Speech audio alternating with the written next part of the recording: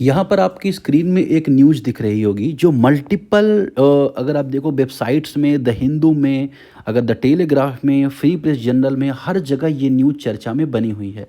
और ये चर्चा में है इसलिए इसको जानना बहुत ज़रूरी हो जाता है। ना सिर्फ इस न्यूज़ को जानना ज़रूरी हो जाता है, साथ ही इसका जो स्टैटिक एनालिसिस करना ज़रूरी हो जाता है। अगर यूपीएससी या किसी भी एग्ज़ाम के सिलेबस से लिंक है तो स्टैटिक फैक्ट हम उसके बारे में जानें। अब ये कैसे जानते हैं ये सब मैं आपको बताऊंगा। फिर उस पर एक प्रैक्टिस क्वेश्चन करना अनिवार्य हो जाता है। तो अल्टीमेट गोल हमारा क्या रहेगा कि हम प्रैक्टिस क्वेश्चन को सॉल्व करें। इस पर ये प्रैक्टिस क्वेश्चन बना हुआ है, इसको हम सॉल्व करेंगे। लेकिन उसको सॉल्व करने से पहले इस न्यूज़ को एनालाइज करेंगे कि इस न्यूज़ में आखिर क्या था, क्यों ये चर्चा में रही है, ये सारी बातें हम यहाँ पर देखेंगे।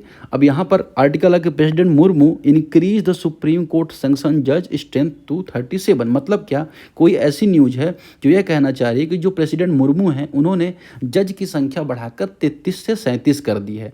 अब प्रश्न यहाँ पर क्या उठता है, क्वेश्चन आपके एज ए यूपीएससी एस्पायरेंट आपके प्रश्न में ये उठना चाहिए कि आखिर जजों की नियुक्ति कौन करता है।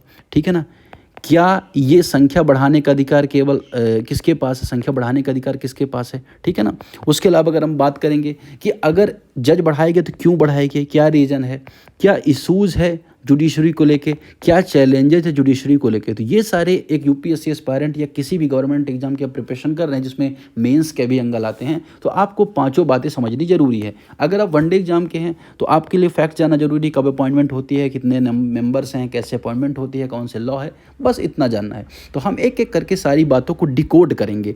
तो हम पहले डिकोड ये कर लेंगे कि आखिर की न्यूज़ क्या है। ये एकदम बहुत मतलब इंपॉर्टेंट, हाईली इंपॉर्टेंट चीज़ें मैं आपको यहाँ पे लिखूंगा। ऐसा नहीं है कि मैं आपका टाइम लूँगा, बहुत कम शब्दों में ज़्यादा जानकारी।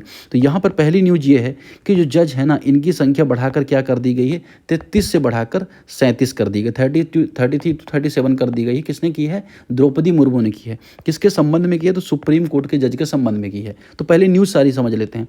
इसमें पर्पज ये है कि जजेस के पास जो पेंडेंसी है केसेस की बहुत ज़्यादा है। मतलब क्या, न्यायपालिका में बहुत ज़्यादा केसेस पेंडिंग है और इस वजह से अगर आप देखो साल कहते हैं ना कि तारीख पे तारीख मिलती जा रही है मगर इंसाफ नहीं मिल रहा। तो उसकी वजह क्या है, उसकी वजह यही है कि जज बहुत कम है। अब आप देखो इतने बड़े देश में सिर्फ 37 जज अभी हुए हैं सुप्रीम कोर्ट में, तो कितनी बड़ी समस्या है। फिर यहाँ पर अगर आप देखोगे एक एक्ट भी न्यूज़ में है, उस एक्ट को क्या कहा जाता है, आप लिख लीजिए, सुप्रीम कोर्ट नंबर ऑफ जजेस एक्ट 1956। मतलब क्या, सुप्रीम कोर्ट में जजेस की संख्या बढ़ाने के लिए एक अधिनियम पारित किया गया था 1956 में। उसमें यहाँ पर अगर आप देखोगे उस अधिनियम को पावर दी गई है। अगर आप देखोगे किसके द्वारा, आर्टिकल, बहुत इंपॉर्टेंट आर्टिकल है जज के अपॉइंटमेंट के लिए। उस आर्टिकल क्या कहा जाता है, 123 123 अनुच्छेद। एमपीपीएससी के प्रीलिम्स में एग्जाम में पूछा गया था, तो वहाँ पे आपको ये भी याद रखना है कि 123 अनुच्छेद में जज की संख्या के बढ़ाने के संबंध में जो पावर है उससे इस एक्ट को पावर मिल गई। किसको, सुप्रीम कोर्ट नंबर ऑफ जजेस एक्ट 1956। मतलब अब देखिए यहाँ पर आपने क्या समझ लिया कि आखिर क्या क्या न्यूज़ थी, संख्या बढ़ी है, सुप्रीम कोर्ट में प्रेसिडेंट ने बढ़ाया है, ये तो सारी की न्यूज़ थी जो आपने यहाँ पर समझी। अब अगर हम देखेंगे कि इसके पीछे स्टैटिक चीज़ें कौन कौन सी, वो आपको जानना यहाँ पे जरूरी हो जाता है कि आखिर जजेस को लेके क्या पावर है। अब देखो आर्टिकल 123 का यहाँ पे यूज़ किया जा रहा है। देखो जजेस को बढ़ाने के, जजों की जो संख्या बढ़ाने के लिए पावर किसका यूज़ किया गया, यहाँ पे ऑर्डिनेंस पावर का यूज़ किया गया। ऑर्डिनेंस पावर का यूज़ किया गया, मतलब अध्यादेश जारी करने की शक्ति का यूज़ किया गया। अध्यादेश जारी करने की शक्ति किसके पास होती है, गवर्नर के पास होती है, और किसके पास होती है, प्रेसिडेंट के पास होती है। और ये कब अध्यादेश जारी होता है, जब पार्लियामेंट कानून नहीं बना सकती, पार्लियामेंट सेशन में नहीं है, तब अध्यादेश जारी किया जाता है। अब इस बार क्या हुआ है कि जो प्रेसिडेंट है उन्होंने अध्यादेश जारी किया आर्टिकल 123 के अंतर्गत। यहाँ पे मैंने एक चीज़ बताई कि 123 में जज के अपॉइंटमेंट नहीं, यहाँ 123 में अध्यादेश जारी करने की शक्ति है। 124 के बाद आता है जजेस का जो एक्ट है। तो 123 आर्टिकल किसके संबंध में है, अध्यादेश जारी करने के संबंध में। वहीं गवर्नर जब जारी करता है वो 213 आर्टिकल जारी करता है। जब स्टेट असेंबली सेशन में नहीं होती तो गवर्नर अध्यादेश जारी करता है।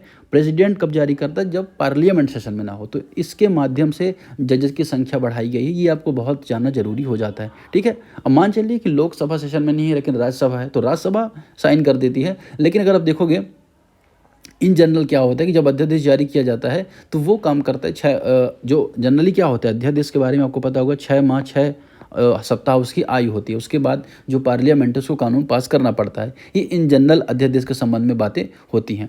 तो यहाँ पर अध्यादेश जारी करने की शक्ति भी है, ये भी इम्पोर्टेंट हो जाता है। इसके अलावा supreme court of India, supreme court of India संविधान के किस पार्ट में है, तो ये भी आप जान लीजिए, पार्ट 5 में सुप्रीम कोर्ट ऑफ इंडिया के बारे में बताया गया है, ठीक है ना, कि सुप्रीम कोर्ट के पास क्या पावर होगी, हाईएस्ट जुडिशरी अथॉरिटी होगी, है ना। और ये इसे गार्जियन माना गया, किसका गार्जियन माना गया, किसका, तो गार्जियन माना गया किसका, फंडामेंटल राइट का, ठीक है। तो ये बात आपने यहाँ पे समझ ली। साथ ही एक चीज़ और जानना जरूरी है कि भारत में जो जुडिशियल स्ट्रक्चर है उसको भी आप समझ लीजिए। देखिए यहाँ पर अगर आप देखेंगे तो भारत में 3 स्तरीय जुडिशियल स्ट्रक्चर देखने को मिलता है। सबसे ऊपर सुप्रीम कोर्ट आपको देखने को मिलेगा, जिसे सर्वोच्च न्यायालय बोला जाता है, ठीक है ना, जिसमें संख्या भी बढ़ा के 33 से 37 कर दी गई है। यहाँ अगर आप देखोगे तो कौन अपॉइंटमेंट करता है, प्रेसिडेंट अपॉइंट करता है जजेस को, ठीक है। फिर दूसरे लेवल पर आता है हाई कोर्ट। हाई कोर्ट में भी अपॉइंटमेंट कौन करता है, प्रेसिडेंट ही अपॉइंटमेंट करता है, ठीक है। उसमें कोलेजियम सिस्टम है भारत में, कोलेजियम सिस्टम के माध्यम से जजों की नियुक्ति होती है। हमने कई बार डिस्कशन किया, कोलेजियम सिस्टम क्या करता है, 4 जज प्लस एक सुप्रीम कोर्ट के जो चीफ जस्टिस हैं वो मिलके क्या करते हैं, नाम रिकमेंड करते हैं किसको, प्रेसिडेंट को। तो प्रेसिडेंट क्या करता है, उनको अपॉइंट करता है। हालांकि इसका कॉन्स्टिट्यूशन में प्रोविज़न नहीं है, लेकिन प्रेजेंट में यही प्रोविज़न के माध्यम से अपॉइंटमेंट होती है। तो यहाँ पे आपको जो ये वाला पॉइंट है ना कि कोलेजियम सिस्टम वाला, वह भी ज़रूरी है। हमने कई बार डिस्कशन किया, फर्स्ट जजेस केस, सेकंड जजेस केस, थर्ड जजेस केस आया था, और एक बार पार्लियामेंट में 99 कॉन्स्टिट्यूशन अमेंडमेंट भी हुआ था कि हम क्या करेंगे, एनजेएसी को बनाएंगे, नेशनल जुडिशियल अपॉइंटमेंट कमेटी। लेकिन बाद में उसे बेसिक स्ट्रक्चर का उल्लंघन मान के सुप्रीम कोर्ट ने नल एंड वाइड कर दिया। तो अभी कोलेजियम सिस्टम के माध्यम से अपॉइंटमेंट होती है, किसके माध्यम से, कोलेजियम सिस्टम के माध्यम से, ठीक है। हाई कोर्ट में भी, सुप्रीम कोर्ट में भी, ठीक है।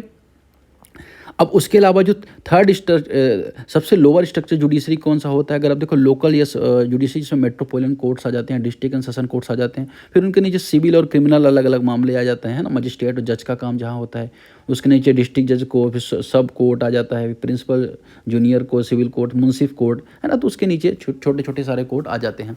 तो ये मेजर चीज़ें आपको यहाँ पे जानना है, ठीक है ना। किसके बारे में आपने देखा यहाँ पे, सुप्रीम कोर्ट और जो जुडिशियल सिस्टम के बारे में देखा। अब अगर आप देखो मेंस के एंगल से आपको 2 बातें और भी जाननी जरूरी हो जाती। कौन कौन सी 2 बातें, एक तो पहला आप ये यहाँ पे जानना जरूरी हो जाता है कि भाई जुडिशरी में चैलेंजेस कौन कौन से हैं अभी आपके पास। तो जुडिशरी में आपके पास चैलेंज आपको पता होना चाहिए, एक तो पेंडेंसी ऑफ केसेस बहुत ज़्यादा है, उसके अलावा भाई भतीजावाद बहुत ज़्यादा है, अब अंकल जज का कॉन्सेप्ट है। तीसरा क्या है, अगर आप देखोगे कि अभी तक कोई महिला सुप्रीम कोर्ट की जो चीफ जस्टिस है, महिलाओं की जो कहते हैं ना कि जो जेंडर रेशियो बहुत कम है, बहुत कम महिलाएं सुप्रीम कोर्ट में जज के रूप में काम कर पाती हैं। तो बहुत सारे इशूज़ हैं, इंफ्रास्ट्रक्चर रिलेटेड इशूज़ है, ट्रांसपेरेंसी या पारदर्शिता रिलेटेड जो चैलेंजेज है, ये सारे चैलेंजेज है। वे फॉरवर्ड में आए तो आपको यही चैलेंजेस को ठीक करने के लिए उपाय बताने। साथ ही लॉ कमीशन ने रिकमेंड किया था कि ट्रांसपेरेंसी होनी चाहिए, एनजेएसी को प्रॉपरली सिस्टमेटिक रूप से लागू किया जाना चाहिए, सेपरेशन ऑफ पावर को इंश्योर किया जाना चाहिए। तो ये आप मेंस के एंगल से आप क्या करेंगे, इसमें चीज़ें बता देंगे। लेकिन अगर प्रीलिम्स में प्रैक्टिस क्वेश्चन यहाँ पे पूछा गया है तो हम यहाँ पे प्रैक्टिस क्वेश्चन को सॉल्व करेंगे। जैसे निम्नलिखित कथनों पर विचार करना है जो सर्वोच्च न्यायालय अध्यादेश बनाने की शक्ति से संबंधित है, ठीक है।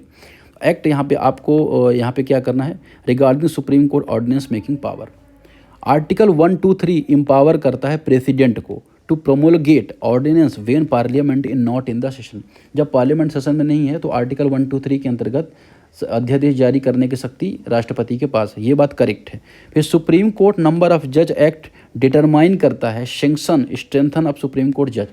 इस अधिनियम में संख्या के बारे में बात की गई, तो इसी अधिनियम में संशोधन करके 33 से 37 कर दिया गया है, ठीक है ना, 33 से 37 कर दिया गया है।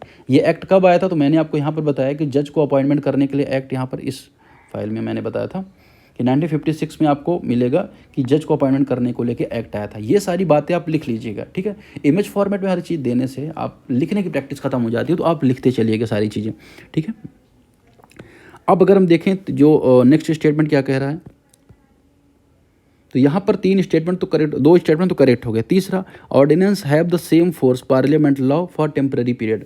ऑर्डिनेंस में भी सेम पावर होती है, हालांकि टेम्पररी पीरियड के लिए होती है लेकिन सेम पावर होती है। ये बात यहाँ पे करेक्ट है ना, कि जैसे कानून काम करते हैं वैसे ही ये भी काम करते हैं। Chief justice of India is included within the sanction strengthen of 37 mention in the ordinance. ये तो बहुत बेसिक स्टेटमेंट है ना। इसमें जो 37 अपॉइंटमेंट है उसमें जो अभी मंजूर किया गया है 33 टू 37 किया गया है, उसमें प्रेसिडेंट भी शामिल है। ऐसा नहीं है, सॉरी, सीजीआई शामिल, सीजीआई इसमें शामिल नहीं है, सीजीआई तो ऑलरेडी अलग से हैं। ये तो नॉर्मल जजेस की जो संख्या बढ़ाई गई उसके बारे में है। तो चौथा स्टेटमेंट इनकरेक्ट हो जाएगा, 1 2 3 यहाँ पर करेक्ट आंसर हो जाएगा। तो आपने एक जो जुडिशरी का पूरा कॉन्सेप्ट है ना, उस पर बहुत सारे फैक्ट्स, प्रैक्टिस क्वेश्चन, बहुत सारी चीज़ें आपने यहाँ पे समझ ली, ठीक है। तो इस क्वेश्चन को लेके हम यहाँ पे, या इस टॉपिक को लेके हम यहाँ पे इतना ही एनालिसिस करेंगे।